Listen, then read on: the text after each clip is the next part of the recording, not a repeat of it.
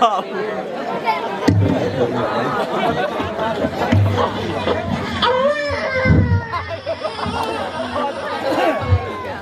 बहन तहार घर कहाँ है?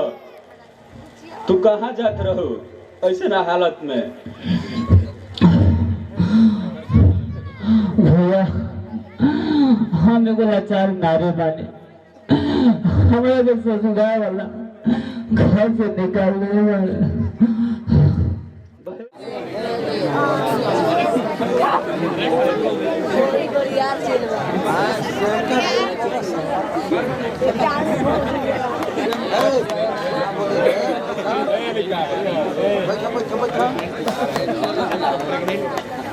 बेटा प्रदीप,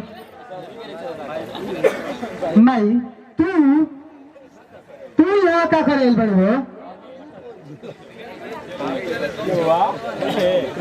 पाप के गठरी से भर चला बेटा नु तो फुटबे करेला।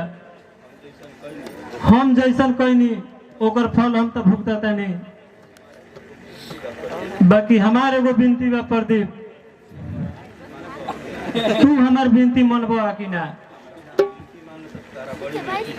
अगर तू हमार विनती मान ली तो तारा बहुत नेकी हुई प्रदीप। माई अब विनती कैला से का फायदा बा?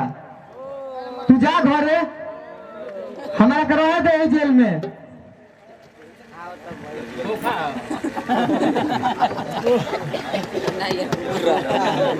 बेटा ई हाथ केहू के सामने आज तक ना जोड़ले रही, बाकी अपना औलाद खातिर अपना औलाद के सामने जोड़ता नहीं बेटा। हाथ खाली मत जाए दो, इहे तोरा से हमार विनती बा। जब से घर से लक्ष्मी अपना ससुरा गईली तब से उनका भीड़ के होना गईल, और ना लक्ष्मी वहां से अली। हमारा कुछ अब सगुन लगाता बेटा। माई ई तहरा में बदलाव कहाँ से आ गई? वो हमारा लक्ष्मी दीदी खातिर। लक्ष्मी दीदी तो तहार दुश्मन है नु।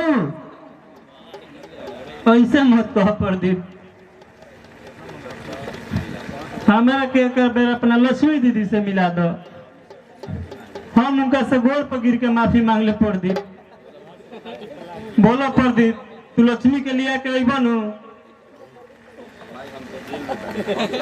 माई तू तो देखा तर लोग हम जेल में बनी, हम कहाँ से लिया के आई उनका के?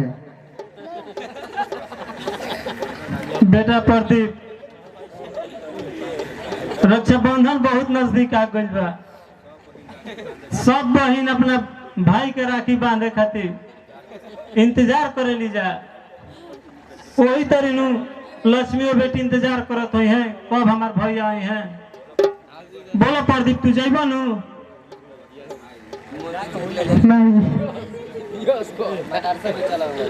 चुप हो जा प्रदीप, हमारा बस एगो इहे लालसा बा, कैसा हो लक्ष्मी बेटी से हमारा के मिला दी। तो बेटा अगर तू राखी के दिन ना पहुंचल तो हो सकत तोहर बहन पागल मत हो जाओ।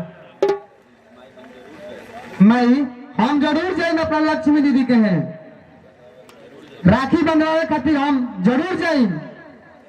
माई एगो बात सुनो, काले हम जेल से छूट जाता नहीं।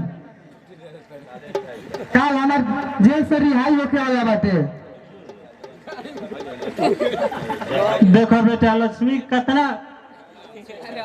के कितना प्यार बा तोहरा ऊपर कि काले तार जेल से छुट्टियो हो जाई। माई हमारा के लक्ष्मी दीदी देखियन तो कितना खुश है नु। माई हम जरूर जाए राखी के दिन में। बेटा प्रदीप, हम लक्ष्मी खातिर चुनरी या मिठाई खरीद ले बानी। ई नैहर के चुनरी है बेटा, ई लक्ष्मी खातिर ले आइल बानी।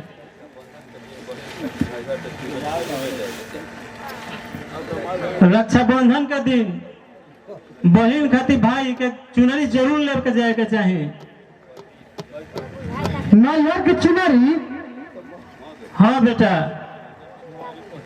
नैहर के चुनरी पहन के ही बहन अपना भाई के कलाई पर रक्षाबंधन के दिन राखी बांधेली। हमार लक्ष्मी जरूर इस तरह लगौले हुए हैं कि हमारो भाई नैहर के चुनरी लेके आई हैं, हम उनका कलाई पर राखी बांधब। माई अब दीदी के इंतजार ना करे के पड़े, हम दीदी के यहाँ रक्षाबंधन के दिन जरूर जाएंगे नैहर के चुनरी लेके। ठीक बा, नैहर के चुनरी लेके जरूर जाए माई। ठीक बा बेटा, ठीक बा।